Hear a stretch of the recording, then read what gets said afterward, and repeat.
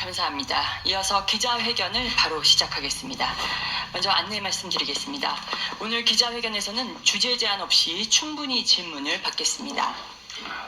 다만 질문 주제가 수시로 바뀌거나 질문 흐름이 끊기지 않도록 불가피하게 진행상 주제별로 나눈 점 양해 부탁드립니다.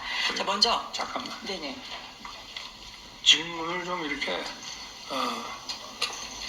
명확하게 질문이 너무 양이 많으면은 제가 놓칠 수 있으니까 좀 나눠서 하시더라도 그렇게 좀 해주면 제가 더 원활하게 답변을 할 수 있을 것 같습니다. 네. 네, 이어서 이제 정치 현안에 대해서 먼저 충분히 질문을 받은 후 전 세계가 주목하고 있는 미국 대선 그리고 국가 안보 상황도 엄중한 만큼 외교 안보 질문으로 넘어가겠습니다. 이어서 경제 사회 현안 질문 그리고 다시 자유 질문 시간을 통해서 못다한 추가 질문을 하실 수 있는 시간을 갖겠습니다.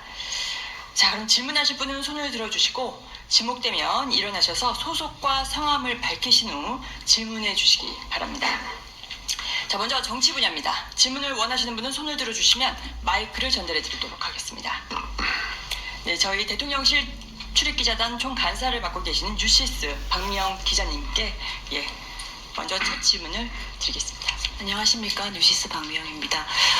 저는 오늘 많은 기자들이 질문을 좀 많이 할 수 있도록 저는 딱 한 가지만 여쭤보겠습니다.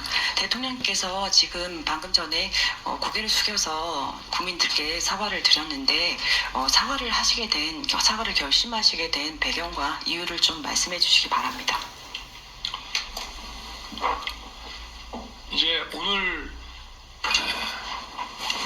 제가 5월 10일 날 그 기자회견을 마치고 나니까 중진 언론인들이 그래 한 3달에 한 번 정도 이렇게 이런 걸 하면 좋겠다라고 해서 소통 기회를 이렇게 잡았는데요. 마침 오늘이 또 임기 반환점인 이제 10일이지만 그래서 제가 임기 지난 2년 반을 돌아보고 앞으로 이제 시작을 하는 가운데 국민들께 감사 말씀과 또 사과 말씀을 드려야 되겠다라고 생각을 했고, 이 국정의 그 최고 책임자가 국민들께 사과드리는 것은 부끄러운 일이 아니라 국민들을 존중하고 존경하는 것입니다. 그래서 임기 반환점의 브리핑에 앞서서 국민들께 감사와 또 존경에 먼저 입장을 보이는 것이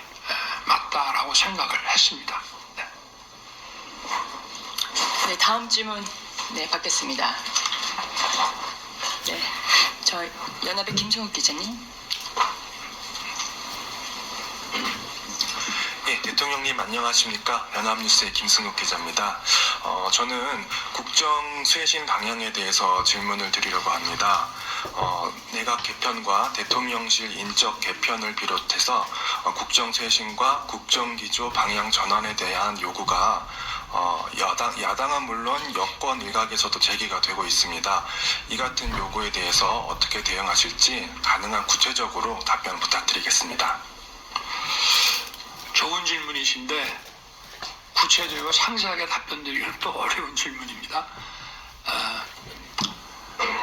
저는 모든 것이 늘 우리가 어떤 기조를 가지고 일관되게 가야 되는 부분도 있지만 또 일하는 방식이라든가 또 국민과의 소통 이런 데에 있어서는 또 늘 좀 바뀌어야 된다고 일신 우일신 해야 된다고 생각을 하고 하여튼 적재적소의 그 적임자들을 찾아서 그 어떤 일을 맡기는 문제는 늘 고민하고 있습니다.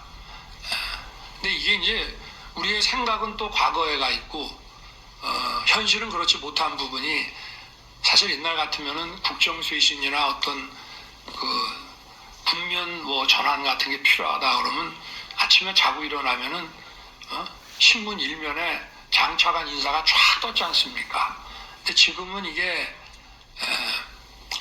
그 인재를 발굴 물색하고 검증을 하고 또 검증 과정에 별 문제 없어도 이런 안을 내놨을 때 국민들이 어떻게 받아들일지 고민도 해야 하고 하다 보니까 사실은 어떤 상황이 발생해서 인사를 해야 된다고 할 때 이거를 빠른 시일 내에 하기가 근본적으로 좀 어려운 면은 있습니다. 그래서 그러나 임기 반환점을 맞는 시점에서 제가 적절한 시기에 인사를 통한 쇄신의 면모를 보여드리기 위해서 벌써부터 어떤 인재 풀에 대한 물색과 또 검증과 이런 것에 들어가 있다는 말씀은 드리겠습니다. 다만 이제 내년도에 국회 예산이 이제 마무리되고 나면 내년도에 신속하게 이 예산 집행을 해줘야 또 국민들의 민생이 원활히 돌아갈 수 있기 때문에 그런 점, 또 지금 미국 대선 때문에 이제 이게 아마 1월 중에 이제 정부가 출범을 하겠지만 사실 모든 틀은 이게 이제 지금 한두 달 사이에 전부 짜지기 때문에 여기에 대한 또 대응이라든가 이런 것들이 있어서 하여튼 그런 것까지 감안해서 그 시기는 저희가 조금 유연하게 생각하고 있다는 점을 말씀드리겠습니다. 네. 네, 다음 질문 받겠습니다. 네, 저기 KBS 장덕수 기자님. 네.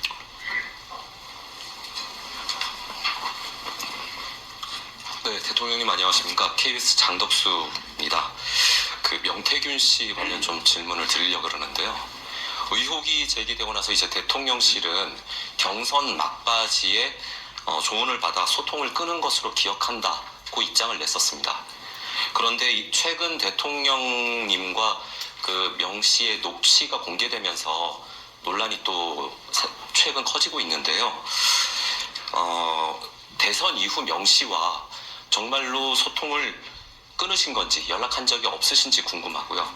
만약 또 통화나 문자가 공개된다면 어떻게 대응하실지 또 궁금합니다. 제가 조금 설명을 좀 자세하게 하겠습니다. 먼저 그 명태균 씨와 관련된 이런 논란들이 언론 보도가 돼서 저도 아침 그 비서실 회의 때 경선 하여튼 뭐 뒷부분에 가서 좀 그럴 만한 일이 있었기 때문에 이제 연락하지 마라 이렇게 이제 한 적이 있고, 아마 어느 언론에서 아마 명태균 씨도 그런 비슷한 취지의 얘기를 후보로부터 들었다고 했다는 것도 제가 봤는데요. 그렇게 했는데 제가 그러니까 당선된 이후에 연락이 왔는데 그게 뭐로 왔는지 모르겠어요. 제가 전화번호를 지우고 텔레그램에는 이름이 여전히 남아있기 때문에 텔레폰으로 온 건지 아니면 전화로 온 건지는 잘 모르겠습니다만은 하여튼 받은 적이 있다.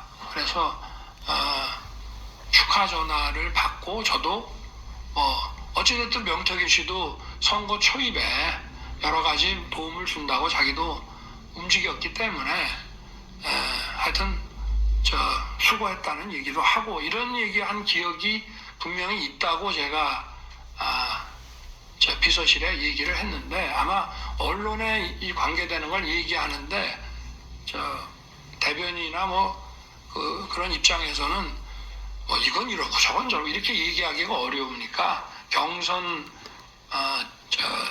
뒷부분 이후에는 사실상 연락을 안 했다 하는 이제 그런 취지로 얘기한 건데, 자기가 저한테 문자를 보냈을 수 있죠. 근데 제가 문자를 답을 안 하면은 그거는 소통을 한 거라고는 보기 어려운 거 아니겠습니까?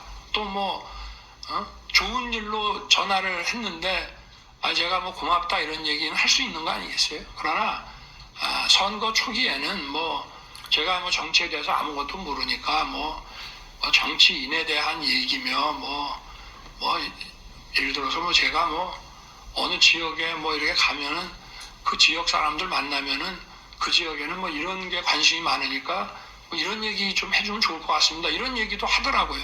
물론 그런 얘기를 명태균 씨한테만 받은 게 아니라 수백 명으로부터 받았지만 어쨌든 저의 당선을 반대하는 사람이라기보다는 당선을 위해서 자기가 도움이 되겠다고 나선 사람인데, 하여튼 경선 후반기에 가서는 제가 볼 때는 좀 나서지 않을 문제를 가지고 얘기를 하길래 제가 이제 좀 안 되겠다 싶어서 그렇게 하는 것이고, 그렇지만 어쨌든 사람이 요만큼이라도 자기를 위해서 도움을 주려고 노력한 사람에 대해서 그렇게 매정하게 하는 것이 뭐하고, 저도 또 본인도 좀 섭섭했겠다 싶어서 제가 그때 전화를 받아줬다고 제가 분명히 우리 참모진들한테 얘기를 했는데, 언론에 얘기할 때는 이건 이렇고 저건 저렇고 이렇게 길게 얘기할 수 없어서 아마 가장 기본적인 그런 말만